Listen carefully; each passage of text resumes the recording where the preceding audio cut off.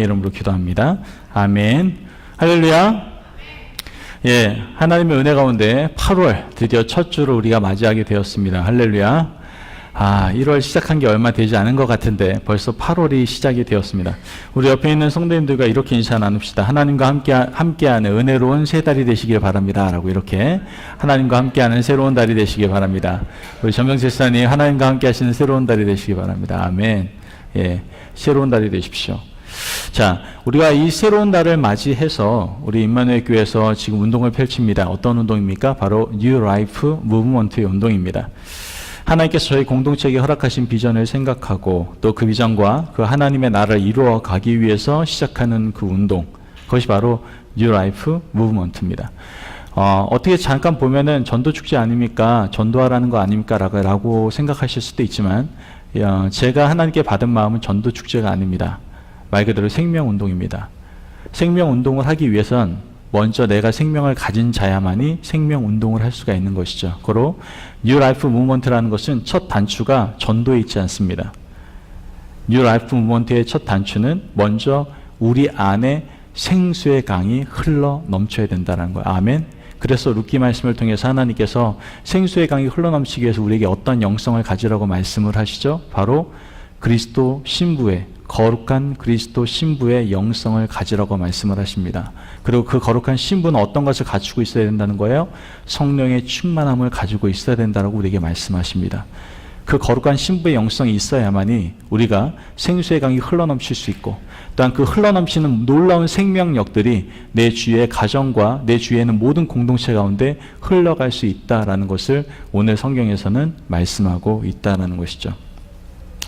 자, 그러므로 우리 안에 먼저 생수의 강이 흘러넘쳐야 됩니다. 그러기 위해서는 하나님의 은혜가 반드시 필요하며 그 은혜가 우리 가운데 가득해야 될 줄을 믿습니다. 아멘. 자, 그래서 오늘 말씀을 통해서 그렇다면 우리가 어떻게 하나님의 은혜를 받을 수 있는가? 그 하나님의 은혜에 이르는 세 계단에 대해서 함께 은혜를 나누고자 합니다. 사실 오늘 이 말씀은요, 어려운 말씀이 아닙니다. 사실 우리가 우리가 먼저 새 생명을 경험한 자로서 그것을 누리기 위해서 가장 기본적인 어떻게 보면 신앙의 모습인데 우리가 많이 그대로 살아가지 않는 모습 중에 하나일 거라고 생각이 듭니다. 모르는 게 아니라 알면서 못하는 것들이 아닐까라는 생각을 해보게 된다는 것이죠. 여러분, 하나님의 은혜 어떻게 임할 것 같습니까? 갑자기 천둥번개가 막 뻥뻥뻥 치면서 여기에서 천둥번개가 탁 꽂아가지고 그냥 그 한 당 맞고 막 할렐루야 막 이렇게 은혜를 받는다고 생각하십니까? 어떤 동영상을 잠깐 봤는데요. 비행기 꼬리에 천둥번개가 치더라고요. 그런데 그 천둥번개 그 점검을 하려고 어떤 사람이 그 동체에 손을 대고 있었는데 하필이면 그때 번개가 그 꼬리 부분에 닿은 거예요. 그 남자가 이렇게 대고 있던 남자가 뒤로 이렇게 넘어가더라고요. 아마 어떠한 깨달음을 얻었을지 모르겠지만 어찌됐든 병원에 실려가게 되었고 지금 어떻게 됐는지 잘 알지 못합니다. 중요한 건 뭐냐? 하나님의 은혜가 그렇게 임한다고 생각하십니까? 어떤 갑작스러운 급격한 어떤 이러한 은혜가 여러분들에게 임한다고 생각하십니까? 하나님의 은혜는요, 요란한 어떤 행사나 복잡한 예식이 있어야만이 경험되어지는 것이 아닙니다. 내가 어떤 큰 부흥회에 가야만이 은혜를 받는 게 아니라는 거예요. 하나님의 은혜는 사실 그런데도 은혜가 임하죠. 은혜가 임하지 않는다는 것이 아니라 하나님께서 우리에게 허락하시는 일반적인 은혜는 오히려 겸손한 자에게 조용한 물결처럼 소리 없이 흘러 들어오는 것을 보게 됩니다. 옛날에 이런 말들을 많이 하죠. 가랑비에 옷 젖는다고. 사실 은혜는요, 그게 견고한 믿음이에요. 가랑비에 옷 젖는 그러한 믿음이요, 나도 모르게 이렇게 가랑비에 맞다 보면 흠뻑 옷이 젖지 않습니까? 그 은혜가 사실은 어떻게 보면 굉장히 건강한 그러한 은혜를 사모하는 믿음이다라고 생각할 수 있다는 것이죠. 여러분들 가만히 보면 가랑비에 옷 젖듯이 말 그대로 처음에는 이게 젖는지도 몰랐지만 나중에는 옷이 홀딱 젖어서 몸에 모든 물기로 가득 차는 것처럼 하나님의 은혜도 이와 같이 아주 소리소문 없이 속삭임처럼 임하지만 그 임한 은혜는 큰 능력이 되어서 그 한 사람 한 사람들을 변화시키는 것을 우리는 보게 된다는 것이죠. 열왕기상 19장 11절 말씀을 같이 보겠습니다. 열왕기상 19장 11절에 12절 말씀을 보면 함께 읽어볼까요? 시작. 여호와께서 이르시되 너는 나가서 여호와 앞에서 산에 서라 하시더니 여호와께서 지나가시는데 여호와 앞에 크고 강한 바람이 산을 가르고 바위를 부수나 바람 가운데 여호와께서 계시지 아니하며 바람 후에 지진이 있으나 지진 가운데도 여호와께서 계시지 아니하며 또 지진 후에 불이 있으나 불 가운데도 여호와께서 계시지 아니하더니 불 후에 세미한 소리가 있는지라. 아멘. 자, 보세요. 지금 지진 가운데서도 바람 가운데서도 불 가운데서도 계시지 않았대요. 뭐라고 얘기합니까? 그 불 후에 세미한 소리가 있더라 라고 성경은 얘기하더라는 거예요. 즉 세미한 소리로 하나님의 임재하심을 성경에서는 기록하고 있다라는 것이죠. 하나님의 은혜는 이러한 세미한 소리, 조용한 속삭임을 통해서 시작되는 것을 우리는 알 수가 있습니다. 오늘도 이 말씀 가운데 하나님께서 여러분들에게 속삭이고 계실 겁니다. 하나님의 은혜를 사모하라. 너희들 가운데 생수의 강이 흘러넘치게 하라. 이 속삭임이 여러분들에게 들려질 거예요. 조용히 흐르는 은혜의 물결이, 하나님의 그 놀라운 그 은혜의 물결이 고집스러운 우리의 마음을 어루만져 줄 것이고 교만한 마음을 다스려 줄 것이고 또한 약한 자를 강하게, 가난한 자를 부유하게 바꿔주시고 또한 정말 싫어하는 그런 원수까지도 사랑하게끔 만드시는, 또한 내 모든 것들 가운데 걸림돌이라고 생각하는 것들이 바로 디딤돌로 바뀌는 놀라운 하나님의 은혜가 우리 가운데 부어지게 된다는 것이죠. 아멘. 어떤 것을 통해서요? 조용히 흐르는 은혜의 물결을 통해서 말이죠. 하나님께서 들려주시는 아주 세미한 음성을 통해서 말입니다. 제가 이 세미한 음성을 들을 때가 있습니다. 하나님께서는 저를 하나님의 사람으로 또한 목회자로 세우시기 위해서 참 많은 훈련의 과정을 거치셨어요. 그런데 어느 날 갑자기 강한 불길 같은 것이 임해서 저에게 뜨거움을 줘가지고 하나님의 사명을 감당했다? 전 그렇지는 않습니다. 제가 목회를 적지 않게 전도사 때부터 지금까지 했으니까 짧게 하진 않았습니다. 거의 이제 20년 좀 안쪽으로 되는 것 같은데요. 20년 가까이 되는 것 같은데요. 전도사 때부터 시작해서. 제가 캘리포니아에서 목회를 할 때 굉장히 힘들었습니다. 그때 처음 이민 목회라는 걸 경험하게 되었고 이민 목회에서의 성도님들을 처음 만나게 되었죠. 일반적으로 한국에서 목회하던 그러한 성도님들과는 좀 다른 성향을 가지고 있었다는 거에 대해서 저는 솔직히 부인할 수는 없는 것 같습니다. 좀 달랐어요. 기본적으로 많이 상처를 받으신 분들이기 때문에 어떤 말 한마디를 들어도 상처를 많이 받으셨고 또 오해들을 굉장히 많이 하셨습니다. 그러던 가운데 목회를 하는 가운데 어떤 오해로 인해서 교인들이 많이 떠나게 되는 일이 발생을 했습니다. 그래서 제가 하나님께 기도를 했어요. 성도들이 머물렀던 의자 자리 한 자리 한 자리 그 자리를 붙들고 기도하면서 하나님께 40일 동안 기도를 하기 시작했습니다. 기도하던 중에 하나님께 저에게는 놀라운 일을 행하실 거라고 믿었습니다. 40일 동안 기도하고 40일째 되던 날에는 하나님께서 놀라운 강력한 능력으로 역사하셔서 떠나갔던 사람들이 그 의자에 다시 다 앉아있고 아니 더한 은혜가 우리 가운데 임할 거다. 우리의 목회 가운데 임할 거다. 라는 생각을 저는 가졌었습니다. 그런데 열흘이 지나고 또한 20일이 지나고 30일이 지나도 아무런 변화가 있지 않았습니다. 무려 39일이 지나는 그날까지도 아무런 변화가 없었습니다. 드디어 40일째가 되었습니다. 여러분들 어떤 놀라운 역사가 일어나는 줄 아십니까? 아무런 역사도 일어나지 않았습니다. 단 기도하는 가운데 하나님께서 저에게 세미한 음성을 들려주셨어요. 그게 뭐냐면은 성철아 나는 너의 정직성과 성실성과 거룩함을 보았노라. 아멘. 여러분들 그 말이요 저에게는 얼마나 큰 정말 은혜가 되고 마음의 위로가 되고 평안이 되었는지 몰라요. 강력하게 부흥이 임할 거다 할렐루야 뭐 이런 게 아니라요 그냥 제 마음속에 하나님의 세미한 음성이 들렸어요. 내가 지금 상황과 환경이 아무것도 변하는 것이 없는데 저에게 들려주신 음성은 난 너의 성실함과 정직함과 거룩함을 보았다라는 거예요. 제가 왜 눈물이 흘렀냐면은 전 그런 존재가 아니거든요. 저는 거룩하지도 않고요 성실하지도 않고요 정직하지도 않거든요. 그런데 하나님이 보실 때에는 제가 거룩하고 정직하고 성실하다라고 말씀을 하신 거예요. 나보다 나를 더 잘 아시는 하나님께서 그와 같이 말씀하시니 제가 얼마나 큰 위로가 되는지 모르겠더라고요. 하나님이 이러한 속삭임을 통해서 우리에게 엄청난 은혜를 부어주십니다. 그 이후부터는요, 제가 어떤 큰 환난과 환경이 와도요, 흔들리지 않아요. 어중간하면. 그냥 딱 그런 일이 펼쳐지면은 하나님 앞에 나와요. 그리고 하나님의 은혜를 구하고 하나님의 세미한 음성을 들으려고 노력합니다. 그러면 참 놀라운 것은 어김없이 하나님께 저를 위로해 주세요. 괜찮다 하더라. 이 세상을 살아가면서 경험할 수 있는 가장 귀한 것이 바로 이런 하나님의 은혜입니다. 전 지금도 아마 여러분도 마찬가지일 것입니다. 하나님의 은혜 없이는 살 수가 없는 존재입니다. 이 시간에도 세미한 수요로 임하시는 하나님의 은혜를 모두 다 경험케 되시는 저와 우리 임마누엘 가족들 되시길 주의 이름으로 축원합니다. 아멘. 자, 그렇다면 우리가 은혜의 보좌에 정말 은혜 가운데 우리가 이르기 위해서는 세 가지의 계단에 올라야 되는데, 첫 번째 계단이 무엇이냐? 바로 성경에서는 하나님의 말씀이다 라고 말씀하고 있습니다. 너무나 잘 알고 있는 건데 우리가 너무나 쉽게 잊고 또한 실천하지 못하는 부분들이 아닌가 생각이 듭니다. 바로 은혜에 이르는 첫 계단은 말씀이라는 계단이에요. 말씀. 히브리서 4장 12절에 13절 말씀을 한번 보도록 하겠습니다. 4장 12절에 13절 말씀 같이 한번 봉독해 볼까요? 시작.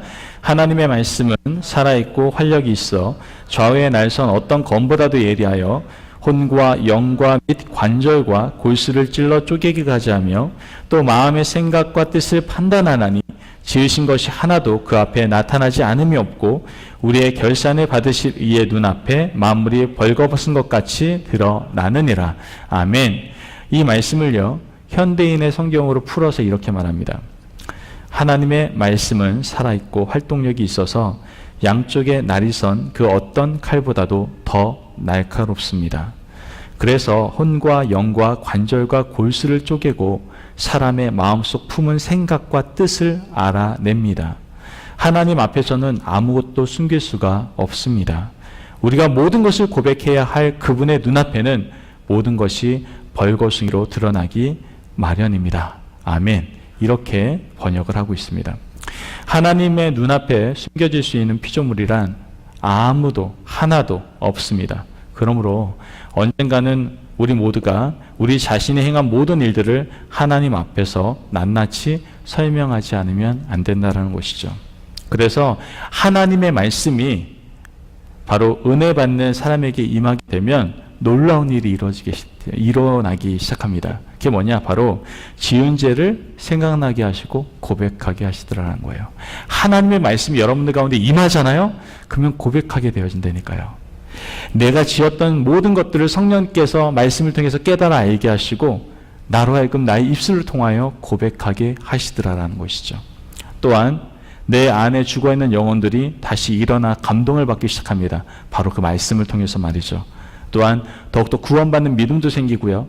또한 구원받은 자로서 맺어야 될 마땅한 열매를 맺으며 살아갈 수가 있게 됩니다. 그것이 다 바로 말씀의 힘입니다. 여러분들 말씀의 능력을 경험하고 계십니까? 삶 가운데 정말 말씀의 능력을 경험하시면서 거기에 온전히 순종하며 살아가고 계십니까? 여러분들 잘 알고 계시는 드와이트 무디라는 목사님이 계십니다. 이 목사님 정말 일생 동안 전도를 하시는데 무려 2억 명이라는 사람을 전도하셨습니다. 복음을 전하는 일을 막 하셨죠. 무디 목사님이 설교를 한다고 하면요, 정말 수많은 청중들이 몰려와서요, 그 자리에 앉을 수 없을 정도로 빽빽하게 사람들이 몰려왔다라고 얘기합니다. 그리고 매번 수많은 군중들이 목사님의 설교를 통해서 은혜를 받고 그리스도를 영접하게 되었습니다. 그런데 무디 목사님이요, 하나님의 은혜를 체험하기 바로 전에, 하나님의 은혜를 체험하기 전에는 다른 사람들이 은혜 받는 것을 보고 자신도 은혜를 너무나 받고 싶다라고 이렇게 간절히 소원했던 시기가 있었다는 걸 아십니까? 한마디로 얘기해서 여러분들 은혜 받은 사람 부러워하잖아요. 어떻게 저렇게 말씀을 들으면 온전히 그렇게 다 스펀지처럼 흡수하지? 그리고 어떻게 그렇게 살아가지? 너무나 부럽다. 부러워는 하지만 정작 나도 그걸 사모하지만 그렇게 하나님께 신앙생활하지 못하는 분들이 계시지 않습니까? 이 무디 목사님은요, 그렇게 은혜 받는 사람들 보면은 나도 은혜 받고 싶다, 이런 간절함이 있었어요. 무디 목사님은 자신에게 은혜가 임하기를 기도하면서 어떻게 은혜가 임할까? 어느 날 갑자기 번개치듯이 자신에게 은혜가 임할 거야 라고 이렇게 생각을 했다고 합니다. 그러나 무디 목사님은 어느 날 로마서 11장 7절 말씀을 읽게 되는데요. 그 말씀이 이 말씀입니다. 그러므로 믿음은 들음에서 나며 들음은 그리스도의 말씀으로 말미암음이니라. 아멘. 이 말씀을 읽고요. 믿음은 하나님의 말씀을 들으면서 난다라는 그 진리를 발견하게 됩니다. 그리고 즉시 성경을 덮고 은혜 받기를 간절히 기도했다고 합니다. 그리고 다시 한번 성경을 다시 펴고 한 절 한 절 읽어 내려갈 때 읽은 말씀이 서서히 그리고 강력하게 그 무디 목사님 자신을 변화시키는 것을 경험하게 되었다고 합니다. 여러분, 이 말씀의 능력, 무디 목사님에게 말씀이 임했던 그 말씀의 능력, 그 말씀이 그 목사님에게 녹아짐으로 그 말씀이 실제가 되므로 하나님께서 그 말씀을 통해서 무디 목사님을 변화시키셨다는 것이죠.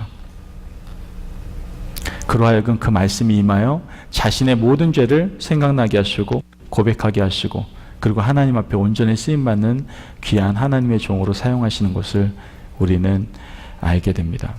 즉 하나님의 은혜는요, 말씀이 우리 가운데 임해야 됩니다. 아멘. 그런데 그 말씀은 들음에서 납니다. 오늘 이 시간에 우리가 하나님 말씀을 들을 때 그 하나님의 놀라운 은혜가 우리 가운데 임하게 될 줄을 믿습니다. 아멘. 그 믿음이 우리 가운데 임하게 될 줄을 믿습니다. 아멘. 그 들음으로 믿음이 난다라고 얘기했어요. 믿음은 하나님 말씀을 들음으로 난다라고 얘기했어요. 그런데 듣는 것을 얘기하는 것은 히브리서에서 말하는 듣는다라는 것은 단지 우리가 들었다 이걸 얘기하는 게 아니에요. 사실 히브리서에 나와 있는 모든 듣는다는 표현은 듣고 행함에 대해서 얘기를 하고 있습니다. 즉 이 무디 목사님이 듣고 자신의 삶이 완전히 변화될 수 있었던 것은 그 말씀이 자신의 삶 가운데 녹아지고 그 말씀이 그 자신의 삶 가운데 실제가 되었기 때문에 놀라운 변화의 역사가 일어날 수 있었다는 것이죠. 믿으십니까? 아멘. 하나님의 은혜는요, 이렇게 하나님의 말씀이 우리 가운데 임해야 됩니다. 그때 우리는 우리 자신을 즉 자아 성찰을 하게 된다는 것이죠. 은혜의 보좌로 오르는 첫 번째 관문은 바로 말씀 앞에서 자신의 모습을 발견하는 겁니다. 내가 누구인가, 내가 어떠한 사람인가를 먼저 발견하셔야 돼요. 내 자신을 발견하고 나면 그 하나의 말씀 없이 못 사는 사람이 될 수밖에 없다는 것이죠. 선지자 이사야는요, 성전에 들어가 하나님의 영광을 보는 순간 의롭지 못한 자신의 모습을 발견하게 됩니다. 그리고 이렇게 고백을 해요. 이사야 선지자 굉장히 대단한 사람이거든요. 그죠? 하나님의 귀하게 쓰임받았던 종인데도 불구하고 그 이사야 선지자가 성전에 들어가는 순간에 이렇게 고백을 합니다. 화로다. 나여 망하게 되었도다. 나는 입술이 부정한 사람이로다. 그리고 엎드려 하나님의 은혜를 경험하게 됩니다. 하나님 말씀 앞에 온전하게 나아가게 되면 그 말씀, 그 거룩함 앞에서 우리의 허물과 우리의 잘못과 우리의 죄된 모습들이 드러나게 됩니다. 여러분, 우리가 뉴 라이프 무브먼트를 시작한다고요? 우리 가운데 먼저 말씀이 임해야 될 줄을 믿습니다. 아멘. 그 말씀의 거룩함이 우리 가운데 임할 때 우리 가운데 먼저 회개의 영이 부어지게 될 줄을 믿습니다. 아멘. 이 시대에 많은 부흥의 역사가 있었습니다. 우리나라에도 평양 대부흥운동이 있었습니다. 그 놀라운 부흥운동이 있을 때 언제나 먼저 전제가 되고 먼저 시작되었던 것은 하나님의 말씀이 선포되었을 때 회개의 영이 부어졌다라는 거예요. 그 회개의 역사가 있을 때에 비로소 하나님의 놀라운 부흥의 역사가 일어나기 시작했고 하나님의 나라가 온전히 세워지기 시작했다라는 거예요. 아멘. 여러분들, 은혜가 있는 자리, 하나님의 역사가 있는 자리, 그 자리에는 먼저 하나님의 말씀이 있었던 자리였다라는 거예요.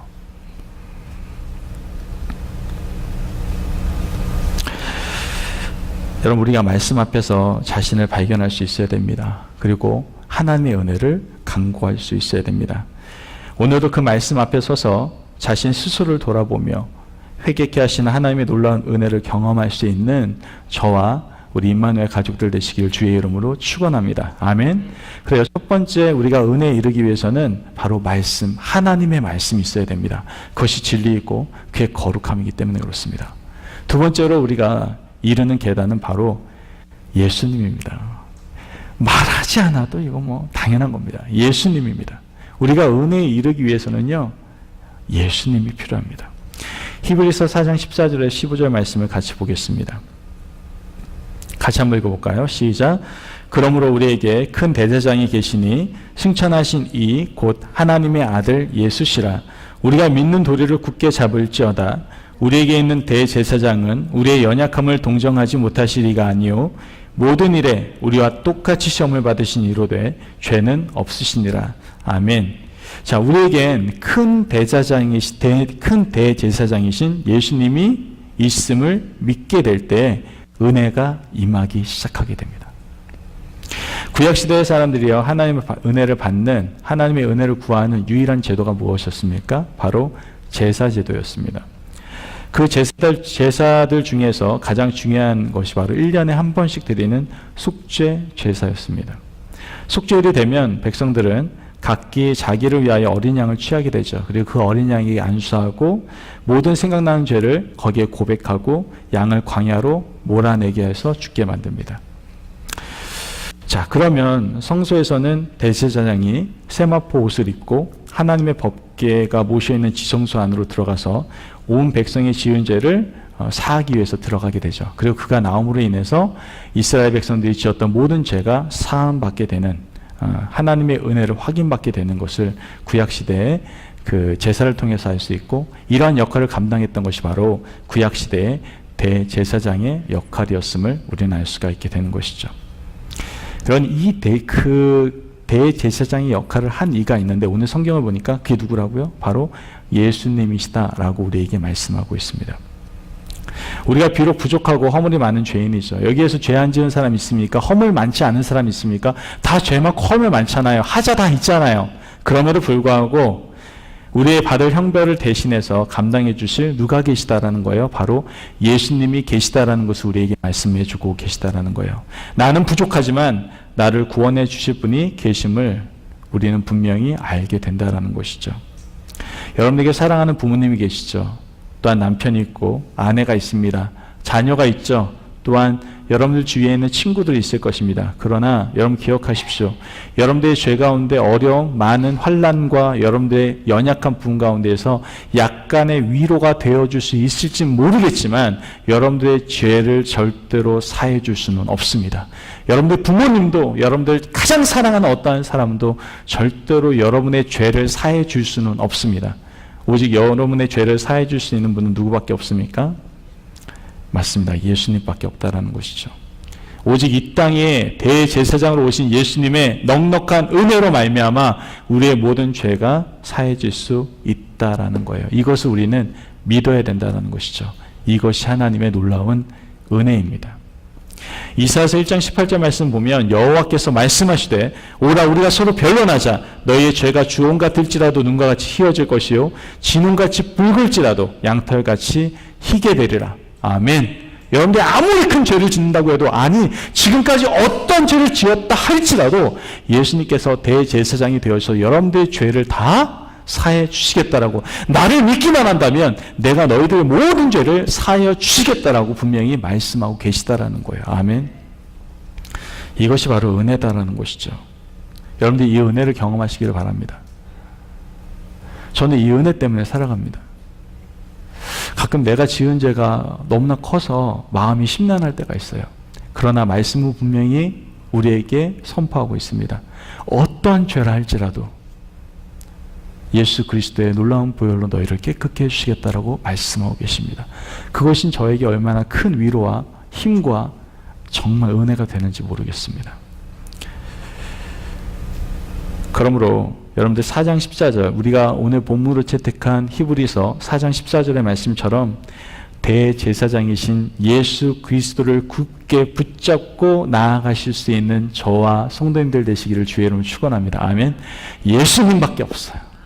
여러분들 살아가면서 죄 안 지을 수 있냐고요. 내 마음에 간음하는 것, 내 마음에 나쁜 생각하는 것, 여러분들 말로 생각으로 행동으로 하는 얼마나 많은 죄들을 짓냐고요. 그러나 예수님만 붙잡고 살아간다면 여러분들 가운데 하나님의 놀라운 은혜가 임할 줄을 믿습니다. 아멘. 여러분, 은혜로 나아가기 위해서는 첫 번째 어떻게 해야 된다고요? 하나님의 말씀이 우리 가운데 있어야 돼요. 예수 그리스도가 우리 가운데 있어요. 이건 우리 개인뿐만 아니라 우리 교회도 마찬가지입니다. 우리 교회 가운데 하나님의 말씀이 터져 나와야 됩니다. 아멘. 하나님의 말씀이 이 가운데 실제가 되어야 되고 역사되어져야 됩니다. 아멘. 더 더 나아가 이 교회 안에는 오직 예수님만 붙잡는 교회가 돼야 됩니다. 아멘. 하나님께서 우리 교회 가운데 놀라운 비전을 주셨죠. 이것이 이루어지기 위해서 우리의 능력과 우리의 재량과 우리의 어떠한 일들로 열심으로 이루어질 수 있는 것들이 아니에요. 이 모든 것들이 이루어지기 위해서 우리가 가장 중요한 것, 우리 공동체가 예수님을 붙잡고 나아가는 거예요. 아멘. 그 비전을 누가 주셨기 때문에? 예수님이 주셨기 때문에 그렇습니다. 아멘. 마지막으로 그렇다면 우리가 은혜에 이르는 마지막 단계는 무엇이냐? 바로 기도입니다. 여러분 기도하십니까? 그 은혜의 수단이 기도라고 안다면 여러분도 기도하셔야 되는데 기도하십니까? 아니 절 다니시는 분들도 기도 굉장히 많이 해요. 아니 우상에게 절하는 사람들도 엄청나게 기도하는데 믿는 사람들, 예수님을 믿는 사람들이 오히려 기도하지 않는 경우를 보게 됩니다. 은혜의 수단이 기도인데. 히브리서 4장 16절 말씀을 볼까요? 한 목소리로 같이 읽어봅시다. 시작.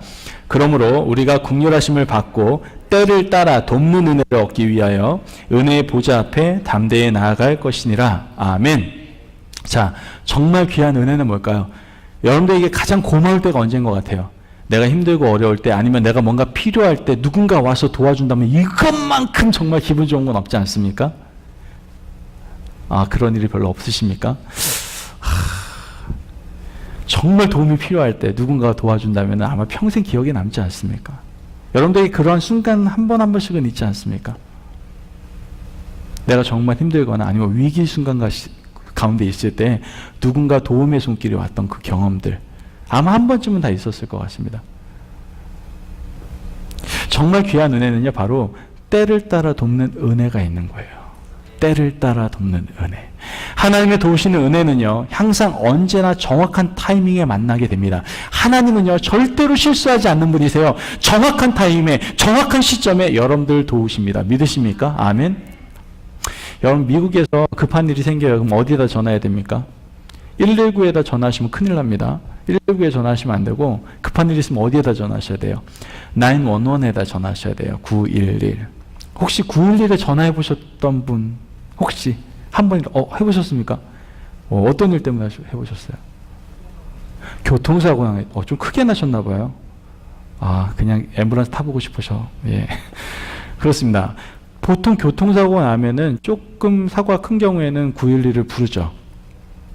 저도 이 미국에 살면서 911을 한번 부른 적이 있습니다.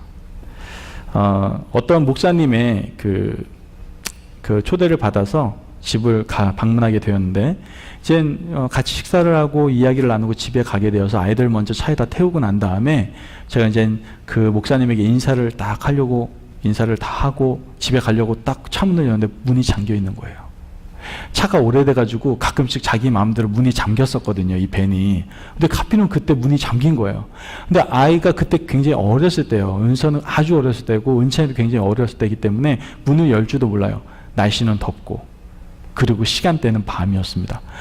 어떻게 해야 될지 몰라가지고 저는요, 발을 동동 피우고 이거 어떻게 해야 되지, 뭐 창문을 깨야 되나, 별의별 생각을 다 하고 있는데, 정말 저를 위해서 하나님께서는 때를 따라 돕는 은혜로 첫 번째 저희 와이프를 주신 것 같아요. 아니, 그 위기의 순간에 전혀 당황하지 않더라고요.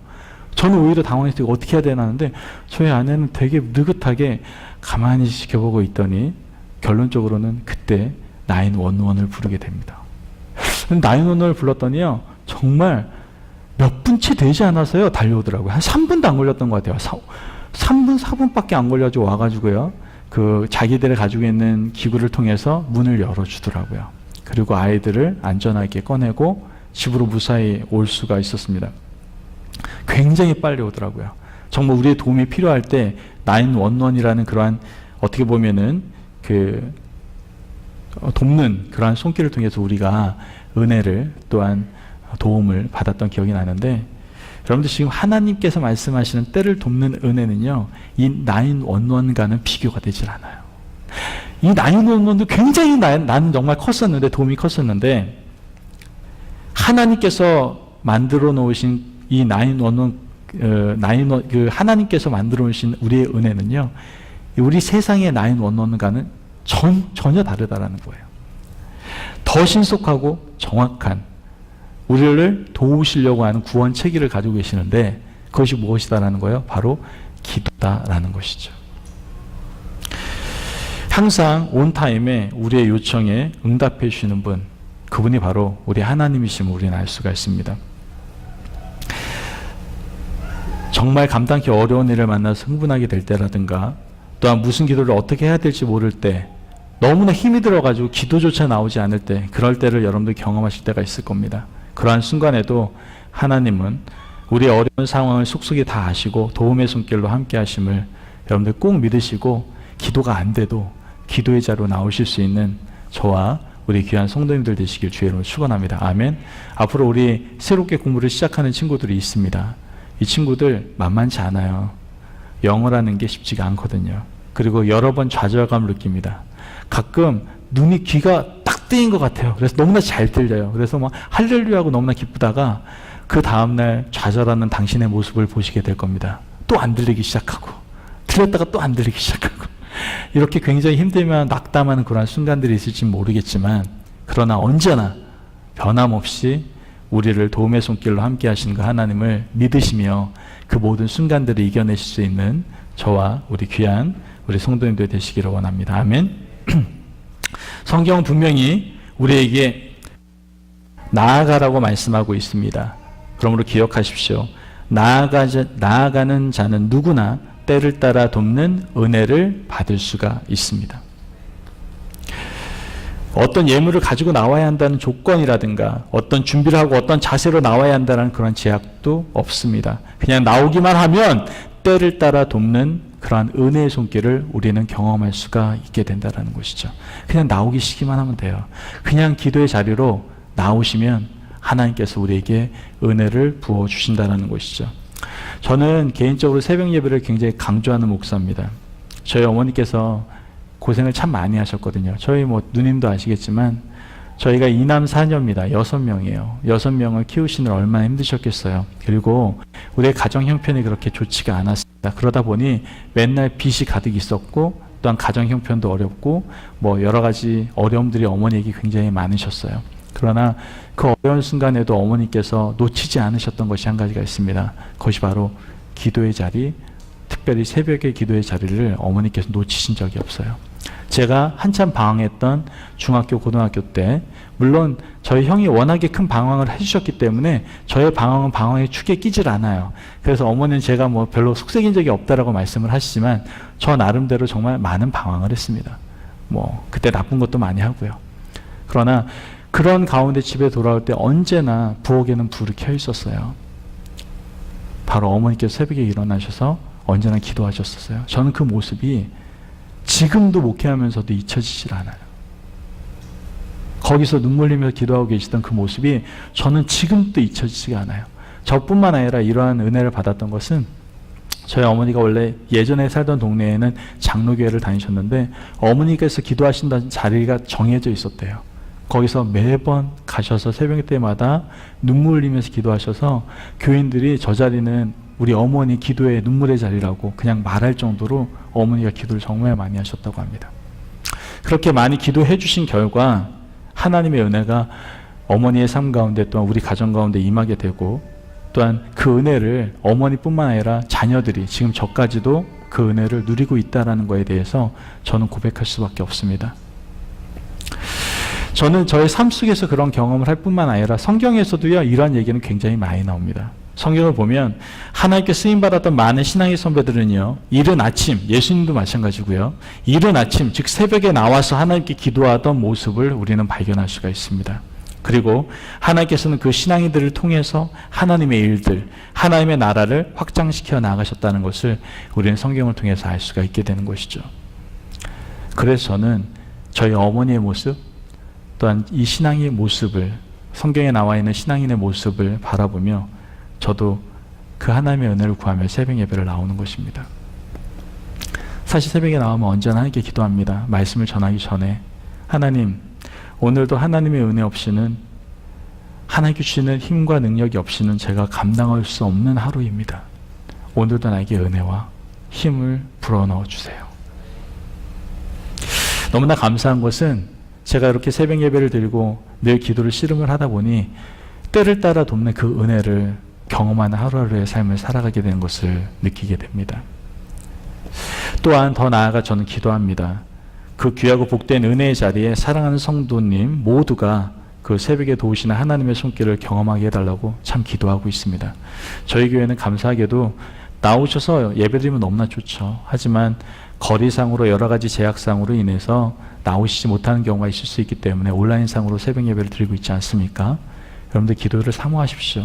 기도는 능력이고 때를 따라 돕는 하나님의 은혜의 통로입니다. 꼭 그 은혜를 사모하시면서 처음엔 힘들어요. 피곤하죠. 안 피곤하면 거짓말이죠. 육체적으로 안 하던 거 하면 힘들잖아요. 안 하던 옷 입으면 부대끼잖아요. 그죠? 그러나 그걸 습관으로 하다 보면요, 그게 바로 때를 따라 돕는 하나님의 은혜의 습관의 통로가 될 수 있습니다. 믿으십니까? 아멘. 우리는 누구나 때를 따라 돕는 은혜가 필요합니다. 그러므로 우린 기도의 자리로 나와야 됩니다. 그냥 나오기만 하십시오. 피곤해요? 나와서 졸아도 돼요. 나오기만 하십시오. 하나님께서 분명 그 마음을 기억하시고 하나님께서는 때를 따라 돕는 놀라운 은혜를 우리에게 부어주실 줄 믿습니다. 아멘. 은혜의 보좌, 그 영광을 우리는 보게 될 겁니다. 기쁨, 그 진정한 기쁨을 누리게 될 것입니다.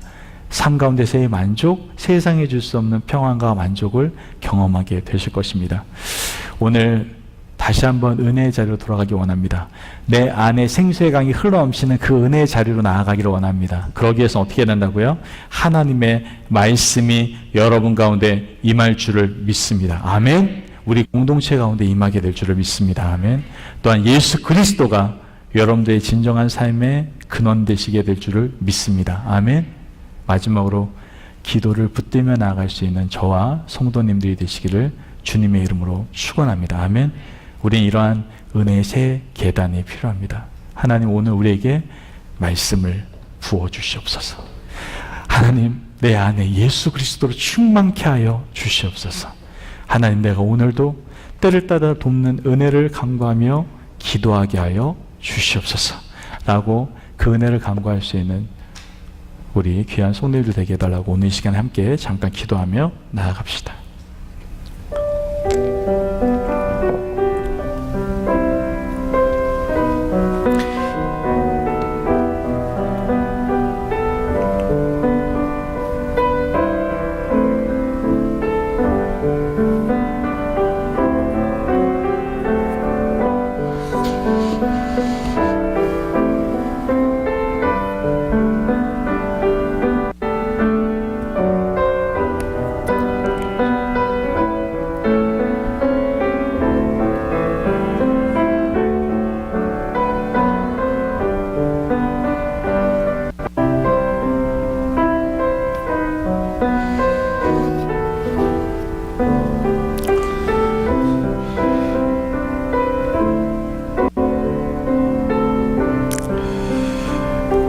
사랑과 은혜가 많으신 하나님 아버지, 하나님의 은혜를 입은 자로서 때를 따라 도우시는 은혜 가운데 부족함 없이 살기를 간절히 원합니다.